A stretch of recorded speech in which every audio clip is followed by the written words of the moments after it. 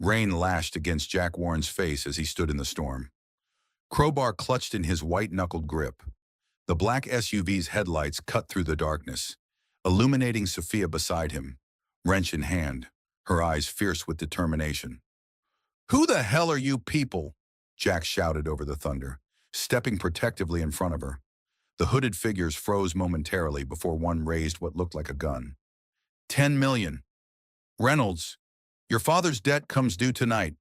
Jack's heart hammered in his chest. This small-town mechanic's life had been simple before he'd stopped to help a biker with a burning motorcycle.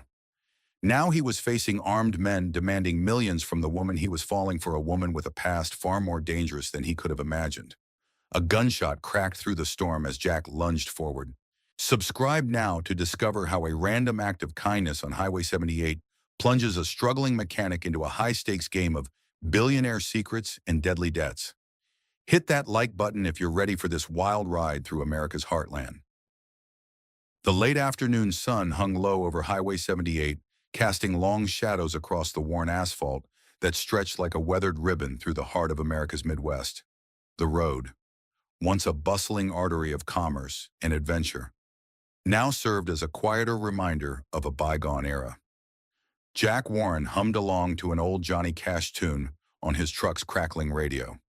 One hand draped casually over the steering wheel of his battered 1985 Ford pickup at 35. Jack's hands bore the calluses and oil-stained creases of a lifetime spent coaxing temperamental engines back to life. His hazel eyes, set in a face weathered by both sun and circumstance, carried a depth that spoke of dreams deferred and responsibilities shouldered. The dusty toolbox rattled in the truck bed with each bump and dip in the road of familiar, almost comforting percussion to accompany the lonely drive back to Pine Valley. The small town had been his entire world for all 35 years of his life, save for those brief months when he dared to imagine a different future, one with wings instead of wheels. But life had other plans, and Jack had long since made peace with the path he'd chosen. Or at least, that's what he told himself on quiet nights when the empty rooms above Warren's garage seemed to echo with all the things he'd never done. A sharp popping sound interrupted his thoughts, followed by the distinctive hiss of something mechanical giving way. Jack eased off the gas pedal, his mechanic's instincts kicking in before his conscious mind had fully registered the noise. Then he saw a plume of black smoke rising from the roadside ahead, angry and insistent against the golden sky. "Well, hell," he muttered, pulling the truck over with a practiced flick of the wheel. Through the haze, he made out the silhouette of a motorcycle, flames beginning to lick up from its engine like hungry fingers reaching for more. But it was the figure beside it that caught his attention, a woman, maybe in her late 20s, dressed in riding leathers that looked too refined for the dusty shoulder of Highway 78. She was swatting desperately at the growing flames with her jacket, her chestnut hair whipping around her face as she fought the fire with grim determination. Jack didn't hesitate. He grabbed the ancient fire extinguisher from under his seat, a relic he'd kept more out of habit than hope, and leapt from the truck with the agility of a much younger man. "Hey, step back," he called, striding toward her with the calm urgency of someone who'd fixed more emergencies than he cared to count. The woman spun around, startled. For a split second, her piercing green eyes locked onto his, alert, intelligent, and carrying a wariness that seemed out of place on the open highway. She hesitated just long enough for Jack to wonder if she might ignore his advice, then stepped back onto the dry grass that bordered the road. The extinguisher coughed to life with a hiss, and Jack doused the flames in a cloud of white foam. The acrid smell of burning rubber and hot metal filled the air as he methodically targeted the base of the fire, his movements precise despite the urgency of the moment. When the last flicker died, he lowered the canister, wiping sweat from his brow with the back of his hand. "You okay?" he asked, turning to the woman. She nodded, brushing soot from her expensive-looking riding pants. "Yeah, thanks to you." Her voice was steady now, softer than he expected, with a trace of something he couldn't quite place: gratitude, maybe, or relief mingled with lingering tension. Up close, she was even more striking. Her features were sharp, yet somehow warm, like a painting you couldn't stop staring at, even after you'd taken in every detail. I thought I'd lost her for good, she said, glancing at the motorcycle with a mix of affection and frustration. Jack raised an eyebrow, a faint grin tugging at his lips. Her Phoenix, she replied, patting the handlebars. She's been with me through a lot. Well, Phoenix is a fighter, but she's not out of the woods yet. Jack crouched to inspect the damage. The engine was a mess, charred wires, a busted fuel line, possible damage to the intake system. He straightened up, dusting his hands on his faded flannel shirt. I can fix her up for you. Got a shop a few miles down in Pine Valley. He paused, then added, no charge. Her eyes widened slightly, a flicker of surprise crossing her face. You don't even know me. Don't need to, he said simply, meeting her gaze. Folks out here help each other. That's how it works. She studied him for a moment, as if weighing his words against some unseen scale. Then she smiled, a small, genuine curve of her lips that transformed her face from merely beautiful to something that made Jack's chest tighten unexpectedly. I'm Sophia, she said, extending her hand. Sophia Reynolds. Jack Warren, he replied, taking her hand. Her grip was firm, her skin cool despite the heat of the day. Something about her, maybe the way she held herself, or the quiet strength in her eyes, stirred a curiosity in him he hadn't felt in years. You're a mechanic, she asked, nodding toward his truck with its faded Warren's Garage logo on the door. Born and raised, he said with a chuckle. My dad used to say I came out of the womb with a wrench in my hand. He gestured toward his truck. Come on, I'll tow Phoenix back. You can ride with me if you don't mind the mess. Sophia hesitated, glancing at the motorcycle like it was a lifeline she wasn't ready to let go of. Then she nodded. All right, lead the way. Jack Warren. As they hooked the bike to the truck's hitch, Jack couldn't shake the feeling that this wasn't just another roadside rescue. Sophia moved with a grace that didn't fit the chaos of the moment, and her silence carried a weight he couldn't decipher. Who was she? Really a drifter passing through, a runaway, with a story she wasn't ready to tell? He pushed the questions aside, focusing on the task at hand, but a spark of something hope maybe flickered in his chest as they climbed into the cab together. The day's last light warming the dashboard between them. The drive back to Pine Valley was quiet at first, the hum of the engine filling the space between them. The truck's radio had faded to static, and Jack switched it off, casting the cab into a silence that felt both awkward and charged with unspoken questions. You always this quick to help strangers? Sophia finally asked, her gaze fixed on the road ahead. Jack kept his eyes forward, a faint smile playing on his lips. My mom raised me to believe kindness doesn't need a reason. She'd say it's the one thing you can give away and still keep. Sophia turned to look at him, her expression softening. She sounds like a wise woman. She was, Jack said, his voice dropping a notch. Gone 3 years now, but she's still the voice in my head most days. Sophia didn't reply right away, but he felt her gaze linger warm and searching in a way that made him acutely aware of the stubble on his jaw and the grease under his fingernails. And your father, she asked after a moment. Highway accident, about 10 years back. Drunk driver hit him head-on out on 78. Jack's grip tightened imperceptibly on the steering wheel. Left me the garage and enough good memories to last a lifetime. The truck rolled into Pine Valley as the last light faded from the sky. Unlike some of the dying towns along Highway 78, Pine Valley still clung to a certain vitality. The main street boasted a handful of businesses, with lights still glowing: Doris's Diner, Miller's Hardware, the Pine Valley Inn with its perpetual vacancy sign. The town wasn't thriving, exactly, but it persisted with the stubborn dignity of a place that refused to be erased from the map. Jack pulled up to his garage, a weathered building with a sign that read Warren's Garage in faded blue letters, and cut the engine. Here we are, he said, stepping out. Home sweet home. Sophia climbed down, her boots crunching on the gravel. She looked at the garage, then back at him, a question in her eyes she didn't voice.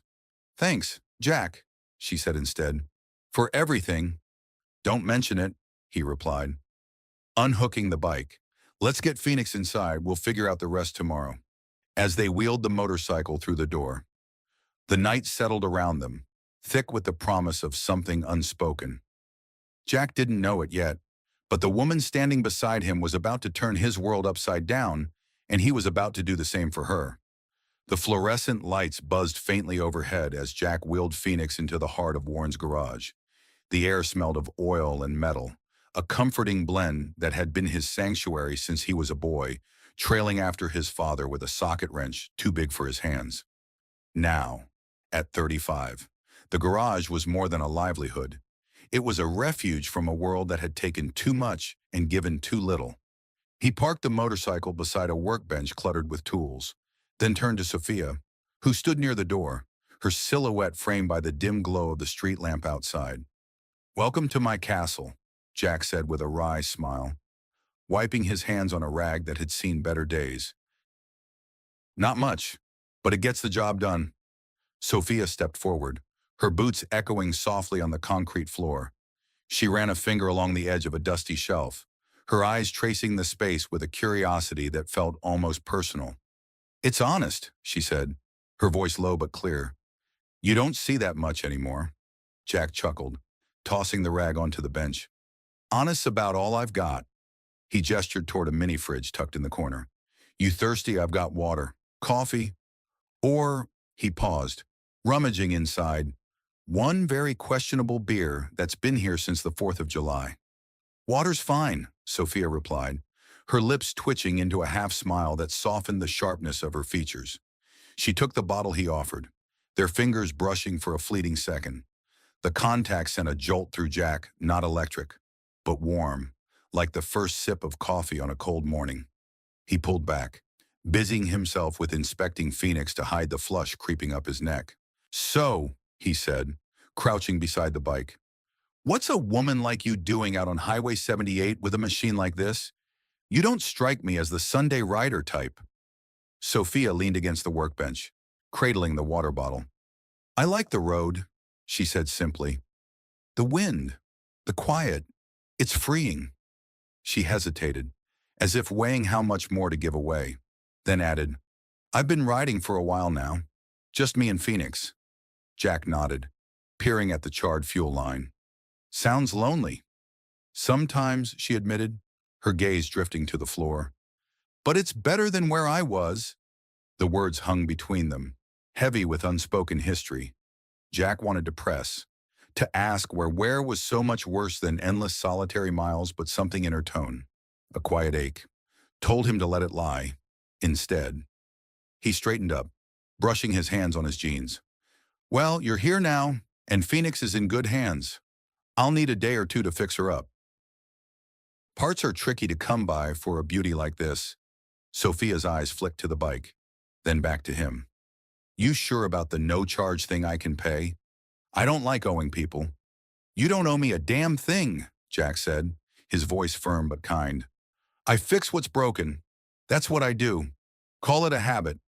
She studied him again, that same searching look from the roadside, like she was trying to solve a puzzle with pieces missing. "You're a rare breed. Jack Warren," she said at last, and there was a warmth in her tone that caught him off guard. He shrugged, turning to grab a wrench to cover the sudden tightness in his chest. Just a guy with a toolbox and too much time on his hands. But as he said it, he felt the lie. Time was the one thing he didn't have enough of, not since his mom passed, leaving him alone with the ghosts of Pine Valley and a business that barely kept the lights on. They worked in companionable silence for a while, Jack tinkering with the bike while Sophia watched, occasionally handing him a tool when he pointed. She moved with an ease that surprised him, like she'd spent time around engines before. Though she didn't say as much. The quiet stretched, broken only by the clink of metal and the hum of the lights, until Sophia spoke again. "Your mom," she said, her voice tentative. "She taught you to help people like this." Jack paused, the wrench still in his hand. He didn't talk about his mom much, not because it hurt, but because it felt too big to fit into words. "Yeah," he said finally, setting the tool down. "She was the kind who'd give you her last dollar and then figure out how to stretch a loaf of bread for a week. Cancer took her 3 years back. Took my dad a decade before that in a wreck out on 78. He swallowed hard. Guess I'm still trying to live up to them. Sophia's face softened, and for a moment, he thought she might reach out. She didn't, but her eyes held his with a gentleness that felt like a touch. I'm sorry, she said. They sound like good people. The best, Jack replied, his throat tight. He cleared it, forcing a grin. What about you? Got folks wondering where you are? Her expression flickered something dark and fleeting, like a cloud passing over the sun. Not anymore, she said, and the finality in her voice shut the door on that line of questions. She took a sip of water, then set the bottle down with a deliberate thud. You live around here. Upstairs, Jack said, jerking a thumb toward a narrow staircase in the corner. Not exactly a penthouse, but it's home. He hesitated, then added, You got a place to crash tonight? Sophia hesitated, her fingers tightening around the bottle. I was planning to find a motel or something. Not much out there this time of night, he said, glancing at the clock nearly 9 p.m. There's a cot in the back if you want it. Clean, I promise. Beat sleeping on the side of the road. She opened her mouth, likely to protest, but then closed it, nodding instead. Thanks, Jack. Really? Don't mention it, he said, heading toward the back to fetch a blanket, as he rummaged in a storage closet. He heard her footsteps behind him, light but steady. He turned, handing her the blanket, a faded quilt his mom had made years ago, and pointed to a small room off the garage. It's not fancy, but it'll do. Sophia took the quilt, her fingers brushing the worn fabric with a reverence that surprised him. It's perfect, she said, and the sincerity in her voice hit him square in the chest. He left her to settle in, climbing the stairs to his own cramped apartment above the shop. The night was still, the only sound the faint creak of the building settling, but as he lay in bed staring at the cracked ceiling, Jack couldn't shake the feeling that Sophia Reynolds was more than a stranded biker. There was a story behind those green eyes, a big one, and for reasons he couldn't name. He wanted to hear it, downstairs. Sophia lay on the cot, clutching the quilt, her own thoughts a tangle of gratitude and secrets she wasn't ready to unravel. The garage was quiet, but something had shifted in the air, a spark waiting to catch. The morning sun crept through the smudged windows of Warren's garage, casting long shadows across the concrete floor.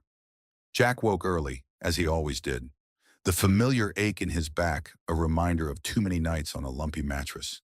Downstairs, the air was still, save for the faint hum of the refrigerator and the soft rustle of movement from the back room. Sophia was awake. He could hear her quiet footsteps, the creak of the cot, and for a moment, he stood at the top of the stairs, wondering what it meant to have someone else in his space after so long alone. He descended slowly, his boots heavy on the wooden steps, and found her standing by Phoenix, her fingers tracing the curve of the handlebars. She'd pulled her hair into a loose braid, and in the morning light, she looked younger, softer, though that air of mystery still clung to her like a second skin. Morning, Jack said, his voice gravelly from sleep. Sophia glanced up, her green eyes catching the light. Morning. Hope I didn't wake you. Nah, he said, crossing to the coffee pot in the corner. I'm up with the birds most days. Coffee, please, she replied, offering a small smile that felt like a truce between strangers. He poured 2 mugs, handing her one, and they stood there, the warmth of the ceramic seeping into their hands as the silence stretched. Jack took a sip, then nodded toward the bike. Got a plan for her today. Need to order a new fuel line, but I can patch her up enough to run. You in a hurry to get somewhere? Sophia hesitated, her gaze dropping to the mug. Not really, she said, almost too casually. I've got time. He raised an eyebrow but didn't push. Instead, he set his coffee down and grabbed a toolbox, settling beside Phoenix with the ease of a man who'd spent half his life under engines. All right, then, let's see what we can do. They fell into a rhythm much like the night before Jack working, Sophia watching, occasionally handing him a tool when he grunted a request. But today, there was a shift. She asked questions, small ones at first, about spark plugs and carburetors, her voice laced with a curiosity that hinted at more than passing interest. You ever ride? He asked, glancing up from the tangle of wires. Since I was a kid, she said, a flicker of nostalgia crossing her face. My uncle had a Harley, taught me on back roads up north, said it was the closest thing to flying without leaving the ground. Jack grinned, wiping grease from his hands. He wasn't wrong.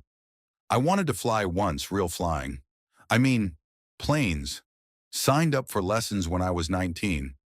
But, he trailed off, the memory like a stone in his chest. What happened? Sophia asked, leaning forward slightly, her mug forgotten on the bench. He shrugged, but the weight of the memory pressed down on him. Dad died in a crash out on 78. Drunk driver took him out. Mom got sick not long after. Someone had to keep the shop going, pay the bills. He looked up, meeting her eyes. Dreams don't mean much when the people you love need you. Sophia's expression softened, a quiet understanding passing between them. You gave up a lot. Didn't feel like giving up at the time, he said, his voice steady but low. Just felt like the right thing to do. She nodded, and for a moment, they sat with that truth, the garage a cocoon around them. Then she surprised him. I get it, she said, her tone almost confessional. Running towards something or away from it doesn't always look like you expect. Jack looked at her, really looked, and saw the cracks in her armor, tiny fractures that hinted at a story she wasn't ready to tell. What are you running from? Sophia, he asked, the question slipping out before he could stop it. Her breath caught, and she turned away, staring at Phoenix like it held the answer. It's not running, she said finally. It's searching for something real. He didn't press, though the urge burned in his chest. Instead, he stood, brushing his hands on his jeans. Well, you're here now. That's real enough for today. He nodded toward the door. Come on, let's take a break. I owe you breakfast. She followed him out to the truck, the morning air crisp and laced with the scent of prairie grass. They drove to Doris's Diner, a weathered joint on the edge of Pine Valley, where the coffee was strong and the pancakes were legendary. Doris herself, a stout woman in her 60s with a smoker's rasp and hair the color of steel wool, greeted Jack with a familiar nod. Who's this? She asked, eyeing Sophia with the curiosity of a small-town gatekeeper. Sophia, Jack said, sliding into a booth. Her bike broke down. I'm fixing it. Doris raised an eyebrow, setting down 2 menus. You're a saint. Jack Warren. Don't let him fool you. Hun, he's got a heart bigger than his head. Sophia smiled, a real one this time, and Jack felt a flush creep up his neck again. They ordered pancakes for him, eggs for her, and as Doris shuffled off, Sophia leaned back, studying him. She's right. You know, you're kind of a unicorn out here. Just a guy who likes pancakes, he said, deflecting with a grin. But her words stuck, stirring something he hadn't felt in years, a flicker of pride. Maybe, or hope. The food came, and they ate in easy silence until Doris returned with the coffee pot. You passing through? Sophia, she asked, refilling their mugs. Something like that, Sophia replied, her voice tightening just enough for Jack to notice. She's staying till the bike's fixed, he cut in. Earning a grateful glance from Sophia, Doris hummed, unconvinced, and left them to their meal. Back at the garage, the day slipped by in a blur of repairs and small talk. By late afternoon, Jack had the fuel line patched, and Phoenix roared to life with a throaty growl that made Sophia's eyes light up. You're a miracle worker, she said, clapping him on the shoulder. Just a mechanic, he corrected, but her praise warmed him more than he'd admit. As the sun dipped low, casting golden streaks through the windows, Sophia turned to him, her expression shifting serious, almost vulnerable. Jack, she said, her voice barely above a whisper, I need to tell you something. He froze, the wrench in his hand forgotten. Yeah, she took a deep breath, her eyes locking onto his. My name's Sophia Reynolds, and I'm not just some biker. I used to be someone else, someone with a lot of money and a lot of baggage. The confession hung in the air, a spark igniting a fire Jack hadn't seen coming. He stared at her, heart thudding, knowing this was the moment everything changed, and wondering just how deep her story went. The words hung in the garage like dust motes caught in a shaft of fading sunlight. Sophia Reynolds, not just a biker with a broken-down ride, stood before Jack, her confession ringing in his ears. Money, baggage. The weight of it settled over him as he set the wrench down, its clatter against the workbench louder than it should have been. He looked at her, really looked, and saw the tension in her shoulders, the way her green eyes darted to the floor as if she just handed him a burden she wasn't sure he'd carry. Money and baggage, Jack repeated, his voice steady but laced with curiosity. That's a hell of a way to introduce yourself. Twice? Sophia let out a breath, half a laugh, and ran a hand through her braid, loosening a few strands. I didn't mean to drop it like that. I don't know. You've been straight with me. Jack, felt wrong not to give you something back. He leaned against the bench, crossing his arms, his hazel eyes searching hers. All right, so who's Sophia Reynolds? The real one, not the one standing here with grease on her jeans. She hesitated, then stepped closer to Phoenix, resting her hand on the seat like it was an anchor. Sophia Reynolds is a name tied to a fortune I didn't earn. My dad built a tech empire out west. Silicon Valley stuff, software, apps, things that made him a billionaire before I was out of high school. She swallowed hard. When he died 5 years ago, it all fell to me. The money, the company, the expectations. I ran it for a while, tried to anyway. But it wasn't me. Jack tilted his head, piecing it together. So you traded boardrooms for back roads. Something like that, she said, a faint smile tugging at her lips. I sold my shares. I kept enough to live on and hit the road. People think money solves everything, but it weighed me down. I wanted to feel light again. Real, he nodded, understanding more than he expected to. And the baggage. Her smile faded, and she looked away, out the window where the prairie stretched endless and gold under the setting sun. The baggage is what I left behind, a life I didn't fit into. People who wanted me to be someone I'm not. She met his eyes again, her gaze steady despite the vulnerability in her voice. I've been writing ever since, trying to figure out who I am when the world isn't watching. Jack let that sink in, the quiet stretching between them like the horizon outside. He'd known she was running from something hell. He'd felt it the moment he saw her on Highway 78, but this a billionaire's daughter shedding her skin. It was a bigger story than he'd bargained for. Yet it didn't change how he saw her. Not really. She was still Sophia, the woman who'd fought a fire with her jacket, who'd handed him a wrench like she belonged here. You don't have to carry it alone. You know, he said finally, his voice soft but firm. The baggage, not saying I've got all the answers, but I've held my share of heavy stuff. She turned back to him, her eyes shimmering with something gratitude, maybe, or relief. You're too good, Jack warned. You know that? Nah, he said, brushing it off with a grin. Just stubborn. He gestured toward the door. Come on, sun's going down. Let's get out of here for a bit. He led her outside, grabbing a couple of old camp chairs from the garage and setting them up behind the shop where a patch of prairie grass met the edge of town. The sky was ablaze with pinks and oranges, the kind of sunset that made you believe in second chances. They sat, the silence between them comfortable now, the weight of her words settling into something they could both hold. Mom used to bring me out here, Jack said after a while, his voice low as the evening breeze rustled the grass. After Dad died, she'd sit me down with a thermos of hot chocolate and tell me the world was still good, even when it didn't feel like it. Said the prairie had a way of whispering hope if you listened. Sophia tilted her head, watching him.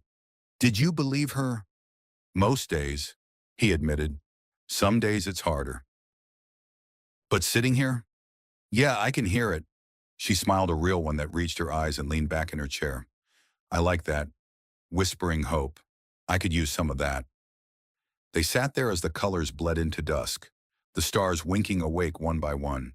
Jack felt a pull toward her, not just the pull of a pretty face, but something deeper, like two souls brushing edges in the dark. He didn't know her whole story yet, but he wanted to. and that scared him a little, because wanting anything after so long felt like waking up a part of himself he'd buried with his parents. Then came the surprise, a low rumble in the distance, growing louder until a pickup truck crested the hill, its headlights slicing through the twilight. Jack squinted, recognizing the beat-up Chevy that belonged to Dave Morales, a local kid who'd been his shadow since he was 12, now 19. Dave worked odd jobs around town, his wiry frame and quick grin a fixture in Pine Valley. The truck rolled to a stop, and Dave hopped out, his dark hair a mess under a backward cap. "Cal been looking for you? Man, Doris said you'd be here." He paused, spotting Sophia, and his grin widened. "Whoa, didn't know you had company." "Dave, this is Sophia," Jack said, standing. "Her bike's in the shop." "Sophia, this is Dave, my unofficial apprentice."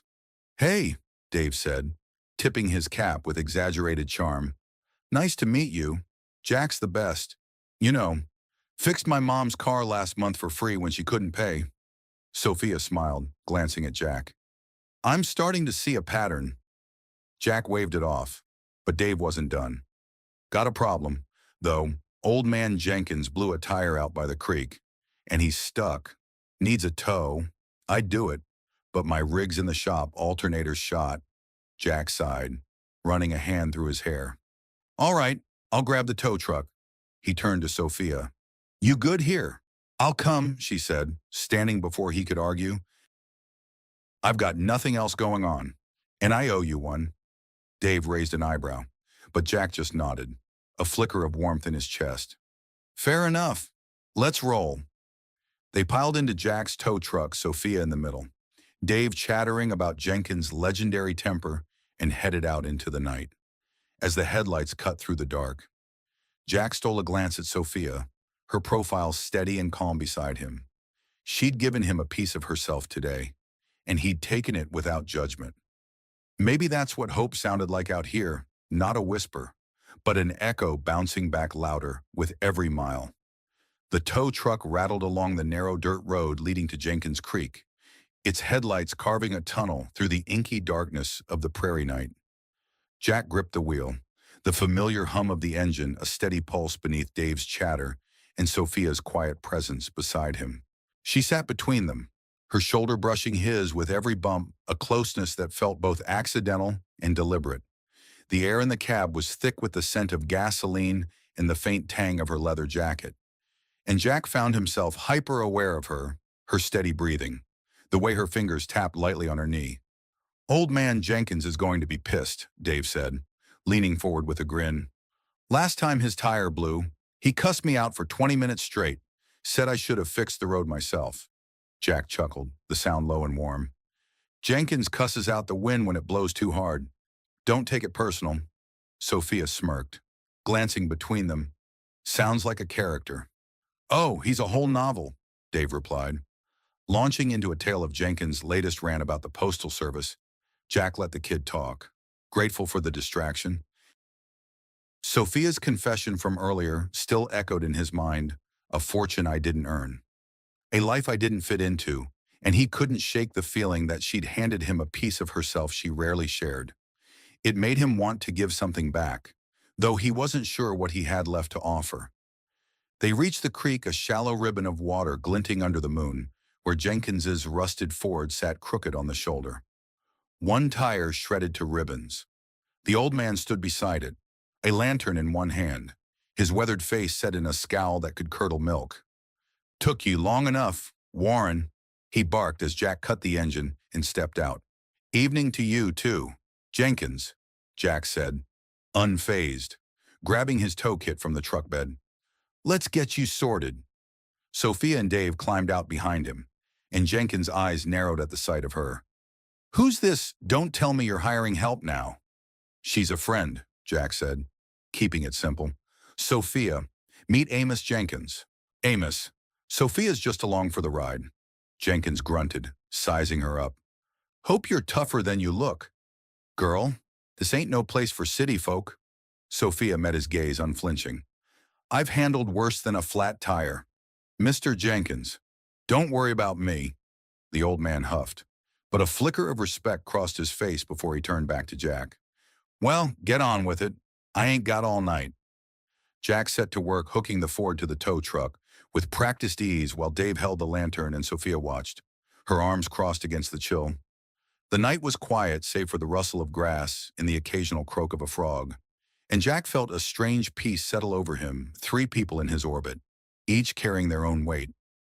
Yet here they were, sharing it for a moment, as he tightened the tow chain. Sophia stepped closer, her voice low. You're good at this, fixing things, people. He glanced up, caught off guard by the softness in her tone. Just doing what I know, he said, but her words lingered, stirring a warmth he hadn't felt in years. The job done. Jenkins climbed into the cab with a grumble, muttering about the cost of tires. While Jack drove them back to town, Sophia stayed quiet, her eyes on the road, but her presence beside him felt like a tether, a lifeline he hadn't known he needed. They dropped Jenkins at his ramshackle house on the edge of Pine Valley, the old man tossing Jack a crumpled 20 before stomping inside. Generous tonight, Dave quipped, pocketing the bill Jack handed him. See you tomorrow. Boss? Yeah, Jack said. Get some rest. Dave waved and jogged off toward home, leaving Jack and Sophia alone in the truck. The silence stretched, heavy with the day's revelations, until Jack turned to her. You didn't have to come. Most folks would have stayed back. I wanted to, she said, meeting his gaze. You make it look easy, helping people. I'm not used to that. He shrugged, starting the engine. It's not always easy, just feels right.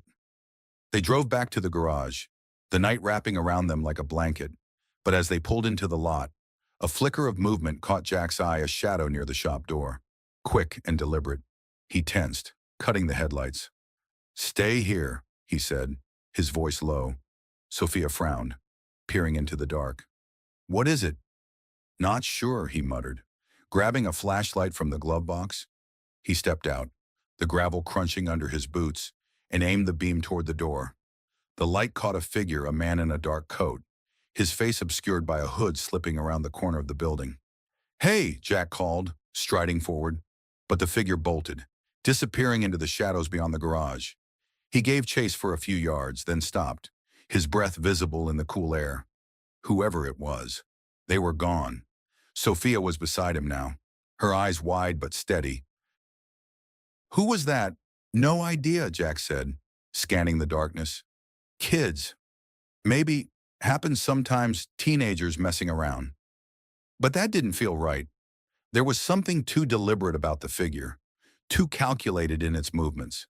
She touched his arm, her fingers light but firm. You okay? Yeah, he said, though his pulse still raced. Just don't like surprises. They headed inside, locking the door behind them, and Jack checked the garage, nothing missing, nothing broken. Still, the unease lingered, a ripple in the calm he'd felt all day. Sophia watched him, her expression unreadable, until she broke the silence. Jack, there's something else I didn't tell you. He turned, the flashlight still in his hand. What? She took a deep breath, her voice steady but laced with something raw. The money I kept, it's not just mine. There's people who think I owe them. People who might look for me. The words hit him like a punch, and he lowered the light, his mind racing. You mean that guy? I don't know, she cut in, her eyes pleading. Maybe it's nothing, but I couldn't keep it from you. Not after tonight. Jack stared at her, the weight of her words sinking in. She wasn't just running from a past, she was running from a threat, one that might have followed her here. And yet, standing there in his garage, her braid frayed and her hands trembling just enough to notice, she looked stronger than ever. He stepped closer, his voice firm. Whatever it is, Sophia, we'll figure it out. You're not alone in this. Her eyes shimmered, and she nodded, a fragile trust blooming between them. Outside, the night pressed against the windows, hiding secrets neither of them could yet see. But inside, a bond was forming, forged in kindness and tempered by the unknown. The garage felt smaller after Sophia's words, the air thick with the unspoken. Jack stood there, flashlight still dangling in his hand, its beam cutting a faint circle on the concrete floor. Her admission people who might look for me echoed in his mind, stirring a protective instinct he hadn't tapped since his mom's final days. He looked at Sophia, her green eyes wide but resolute, and saw a woman caught between running and standing her ground. Whatever she'd left behind, it wasn't done with her yet. "You want to tell me more?"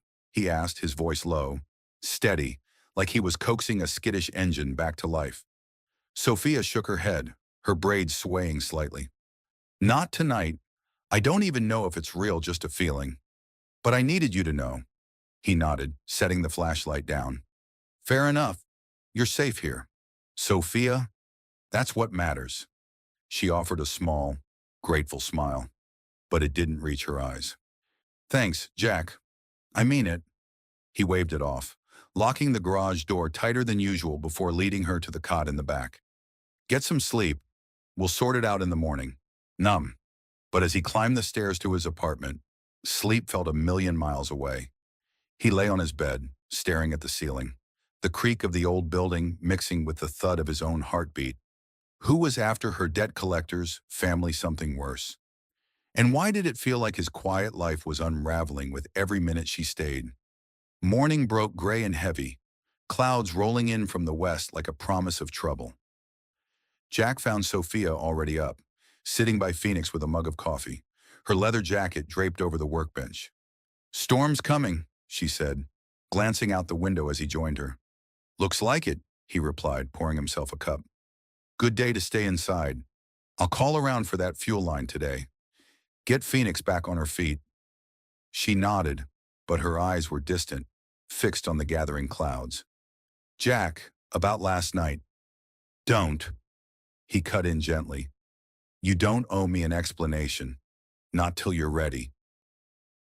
Her shoulders relaxed, and she took a sip of coffee, the silence between them soft but charged.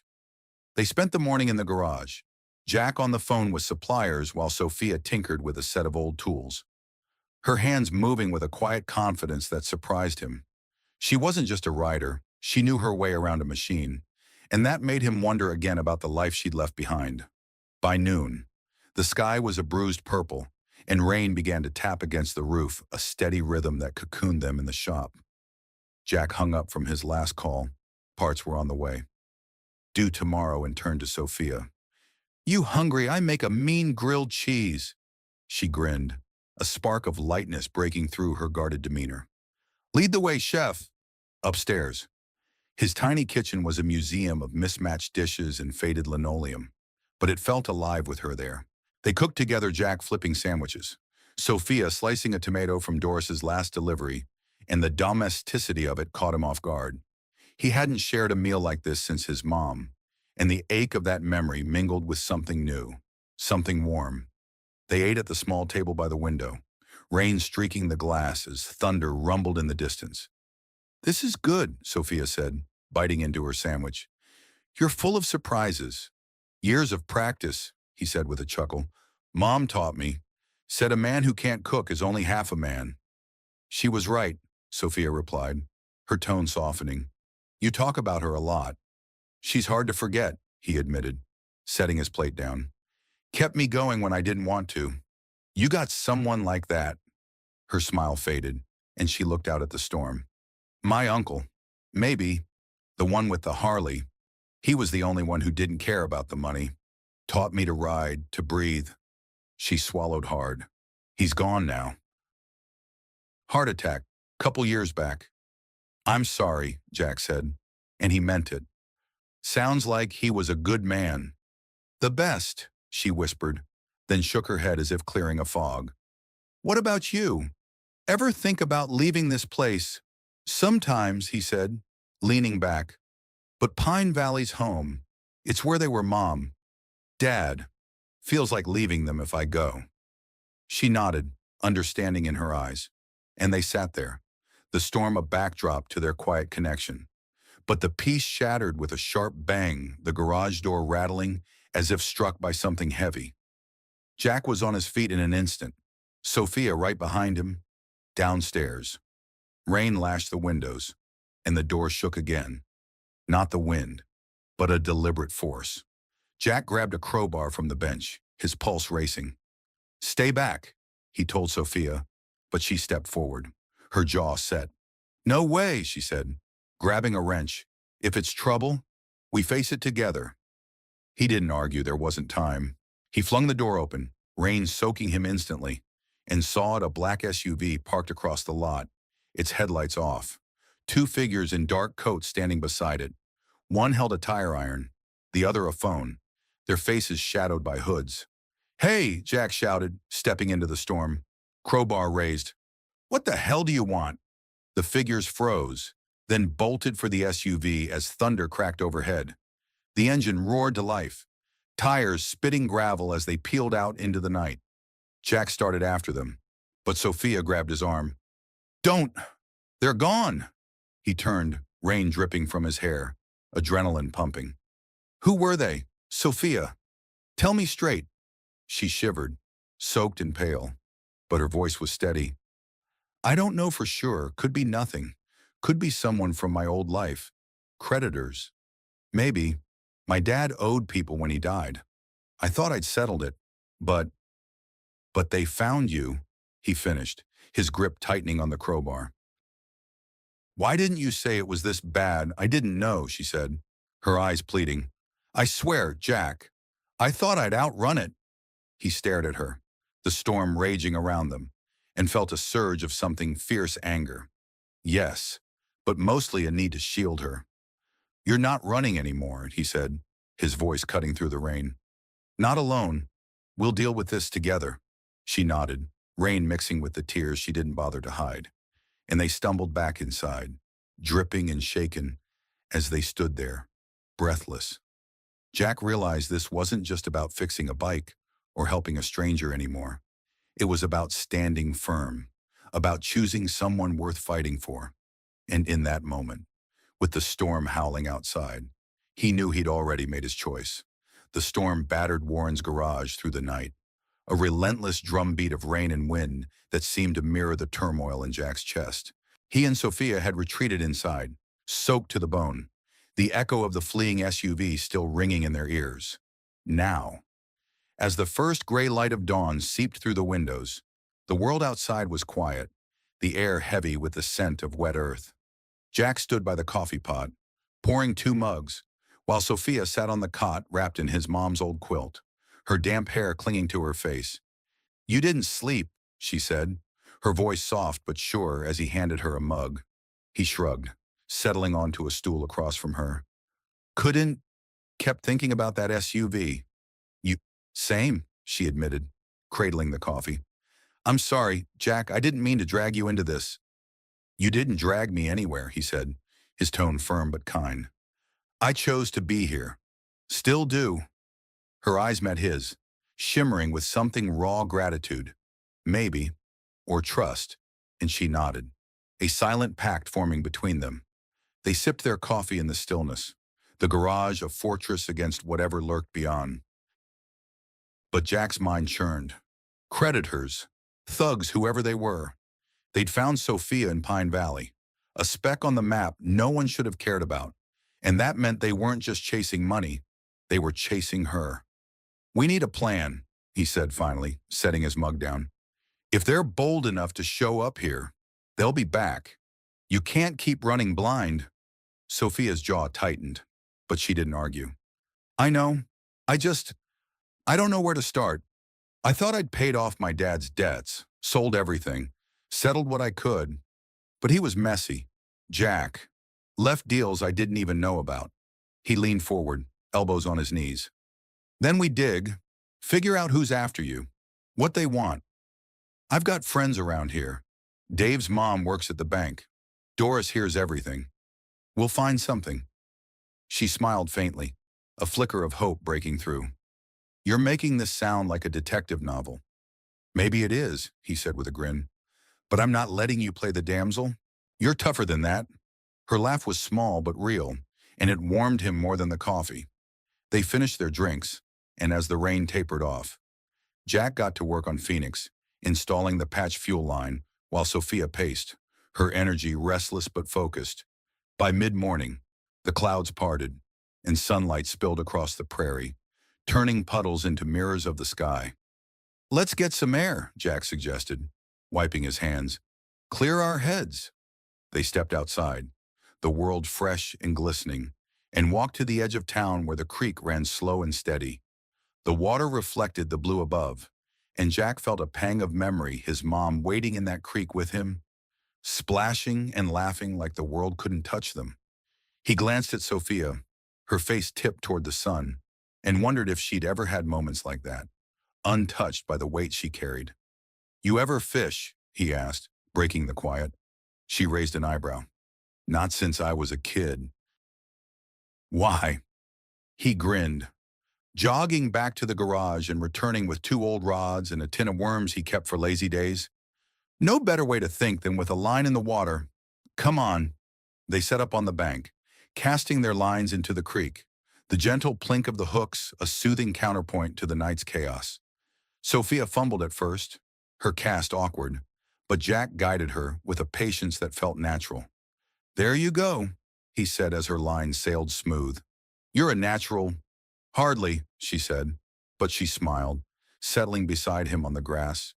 They sat there, rods in hand, the silence companionable, until she spoke again. "This feels normal. I haven't had normal in a long time." "Normal's underrated," Jack replied, reeling in his line. "Took me years to figure that out." She nodded, her gaze on the water. "I used to think I needed more, bigger, better, but out here, with you, it's enough." The words hit him square, a quiet confession that made his chest ache. He wanted to say something back, to tell her she was enough too, but before he could, a shout broke the stillness. Dave, sprinting toward them from the road, his cap askew. "Jack, Sophia," he panted, skidding to a stop. "You gotta see this." They dropped their rods and followed him back to the garage, where Dave pointed to a folded note tucked under the windshield wiper of Jack's truck. Jack's stomach sank as he pulled it free, the paper damp but legible, in sharp, blocky letters. It read, "Sophia Reynolds, we know where you are. Pay up or we come back." Sophia's face drained of color, her hands curling into fists. "They were here while we were gone." Jack crumpled the note, anger flaring hot and fast. "Bastards, they're playing games." Dave shifted uneasily. "I saw a black car peel out when I was coming over. Didn't think much of it till now. What's going on?" "Jack, trouble from Sophia's past," he said, keeping it short. "Dave, do me a favor. Tell your mom to check the bank records, anything tied to Reynolds Tech. Debts, loans, whatever she can find. Discreetly." Dave nodded, wide-eyed but determined. "Got it. You okay, Sophia?" "I will be," she said, her voice steady despite the tremor in her hands. "Thanks. Dave." He took off, leaving them alone with the note and the weight it carried. Jack turned to Sophia, his jaw tight. "This ends now. We're not waiting for them to come back. We're taking the fight to them." She blinked, startled. "Jack, you don't have to." "I do," he cut in, stepping closer. "You're not just some stranger I pulled off the road anymore. You're here with me, and I'm not letting anyone hurt you. Not while I've got breath in me." Her eyes searched his, and then she did something unexpected. She reached out, her hand finding his, her fingers cold but firm. "Okay," she whispered. "Together?" He squeezed her hand, the contact grounding them both. And in that moment, the fear gave way to something stronger: resolve, trust, a spark that had been building since that first flame on Highway 78. The sun climbed higher, bathing Pine Valley in light. And Jack knew this was more than a rescue now. It was a stand, a promise, and maybe, just maybe, a chance at something he'd stopped believing in long ago.